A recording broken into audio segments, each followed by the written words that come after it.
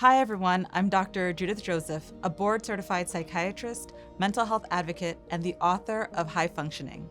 Today, I'm answering some of the thoughtful questions you've shared about mental health and wellness. Whether you're navigating anxiety, grief, depression, or physical health challenges, I'm here to provide insights and tools that can help. Let's dive in.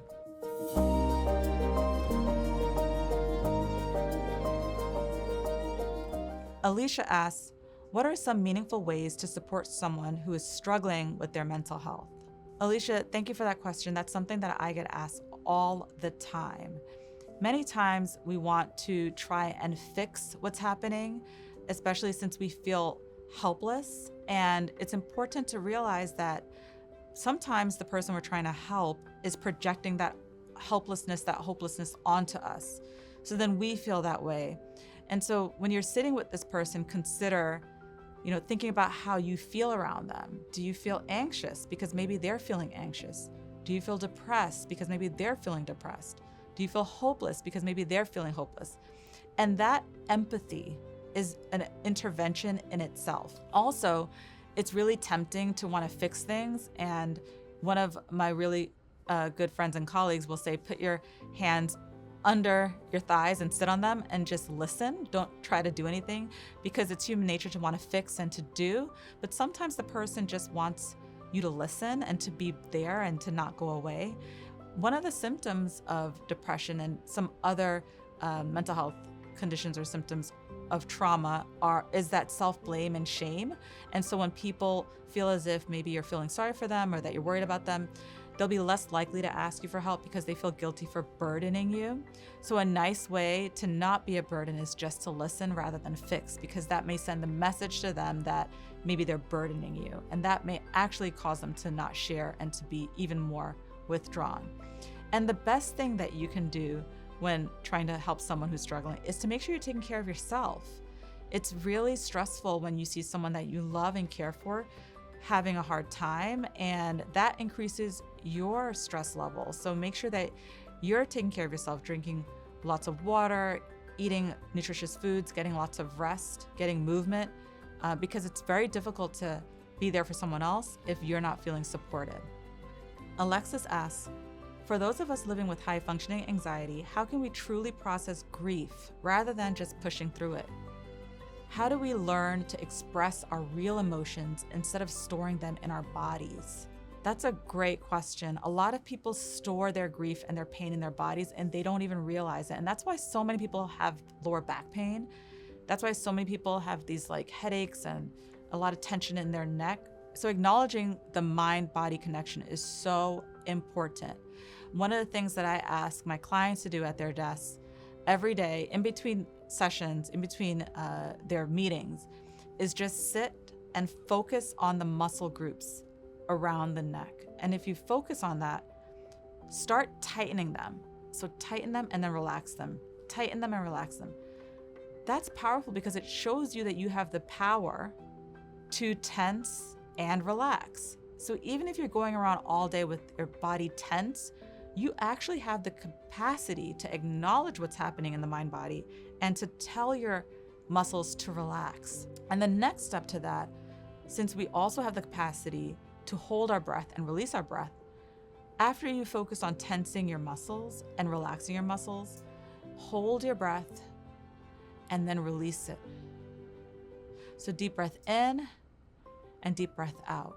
Again, you're sending a message to your body that you're worthy of this rest, of this break, and you're acknowledging that the mind-body connection is real. All of these things, believe it or not, are tied to past trauma. When your brain feels unsafe, the amygdala, the fear center, lights up and then puts your body into fight or flight. So you breathe fast and then you tense up because it's as if your body's getting ready to run. But by acknowledging that past pain and trauma and saying, I'm going to now honor my body and focus on things I can control in this moment, like the tension in my neck and my breath work, that allows you to slow that fight or flight and to feel more grounded and present.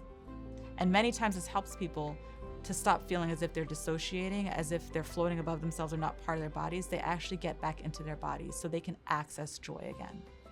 Janine asks, What are some effective ways to work through grief? Are there any books you recommend? Would grief counseling be helpful?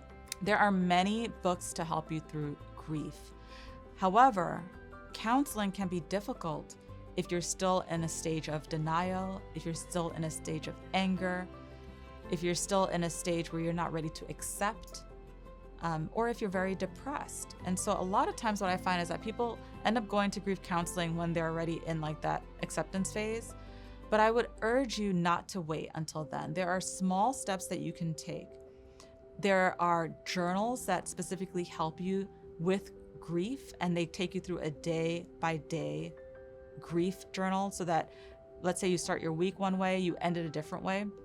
There are groups where everyone bereaves at the same time. So you may have different forms of grief. Some people in the groups have lost children or lost parents or lost siblings or partners, but you all grieve together. And many times it can be challenging when you're grieving alone because people in your environment will say they'll be there for you initially, but after a while, people get very uncomfortable with grief. Grief is still very taboo. So it may be more beneficial to be in a group therapy setting where other people are still grieving so you don't feel as if you're the only one going through this alone. The other thing that's important, and this is something that I recommend in my book, is closure. Many times when we haven't had a chance to say goodbye, or we haven't been able to say all the things that we wanted to say, I'll suggest that my clients write a letter to the person that they want to send this message to. And there's actually a resource in my book with organizations that you can send a letter to, and it'll be delivered to the organization. So you can't necessarily send it to the graveyard or to the person, but they'll accept these letters for you. And it's a very powerful, extremely powerful exercise because it allows you to tangibly put something on paper, to give yourself physical and literal closure, by putting that letter into the envelope and send it off. It is so powerful. I've had so many clients just cry and tell me that they've made it a regular practice for them. It's something that you may want to consider. If that's not something that is more your style, if it doesn't feel authentic, a lot of times, my patients who are faith-based will pray, or they'll go to their temples or their synagogues or their churches, and they feel as if that higher power understands them. But it all goes back to the 5 V's. That's a form of validating and venting. Like human beings need to feel seen and heard, and they need to be able to release that anxious anxiety, that tension, so that they feel calm. And calmness is a point of joy. Sophia asks, I feel like when I'm anxious, it's a lot of the same thoughts cycling over and over. What are some good strategies you recommend for talking yourself out of that rumination cycle? I'm so glad you asked this question. A lot of my clients, especially those who are high functioning, ruminate. And in cognitive behavioral therapy, the traditional model is thoughts lead to feelings, lead to behaviors. Well, what if you're someone who can't challenge a thought? Because in CBT, cognitive behavioral therapy, really, a lot of therapists will say, challenge the thought, try to think differently about the thought, try to, that automatic thought needs to be changed. But for very anxious people, they can't do that. They end up kind of like focusing on the thought, and then they're stuck for hours ruminating about the thought. There's a different type of CBT called metacognition, where rather than trying to change the thought, you just accept it. So imagine that the thought is an elephant and the elephant is in the room. We're not trying to tell you to change the elephant to a tiger. We're saying, okay, I'm sitting at my desk working. I know the elephant is in the room. Let me give the elephant a laptop so he can work too. So you're working with the elephant. And you're not trying to change the fact that the elephant is there. You're acknowledging that the elephant is there, but you're focusing on what you're doing in the moment. And metacognition is super powerful. There's another exercise where you can imagine the thought as being a train. And as the trains come by the stop and they stop at the station, you don't get on the train, you just let the train go by. It's not to say that the train isn't there, it's there, but you're not getting on the train. And using metacognition, you can do something called a worry procrastination journal. The whole theory about this is that you're not changing the thought, you're changing the way you think about the thought.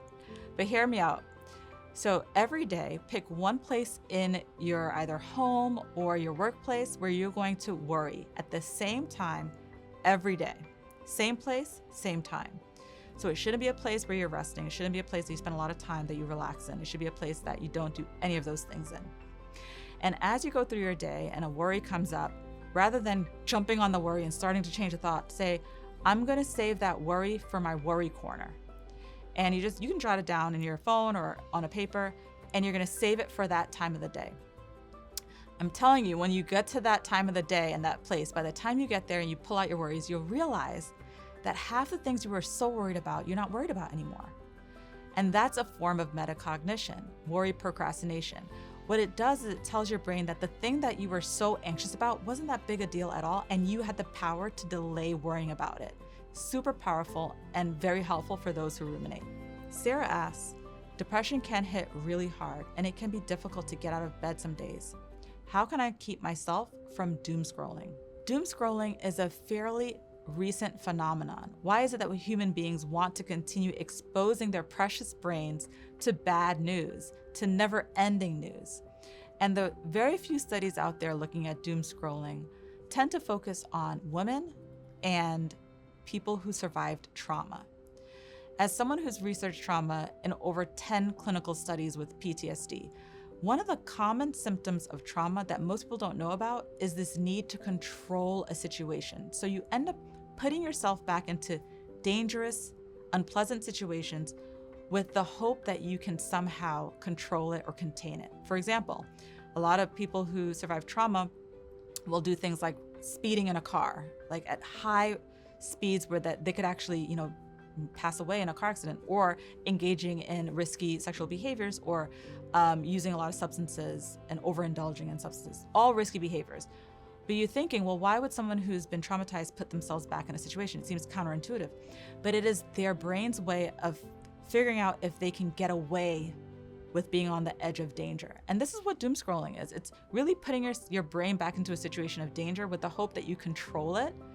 And this is powerful to know why you do it, because maybe you're someone who has a lot of stress in your life, and doom scrolling is a way that you can put yourself in a situation of high stress and somehow magically control it. But if you're aware that that's why you're doing it, then you can actually start addressing the actual stress in your life. It could be a marriage that is stressful, or a job that's stressful, or taking care of kids and work and all of the above, aging parents. And this is your brain's way of trying to control the chaos and the stress by saying, I'm going to expose my brain to it. Super counterintuitive. But addressing the stress is important. And ways that you can do that are things like journaling, things like mindfulness and meditation, the 5, 4, 3, 2, 1 exercise in my book, the progressive muscle relaxation exercises in my book, and the deep breathing. All of that calms the fight or flight. So it takes away the need to try and put yourself in this stressful situation to magically control it.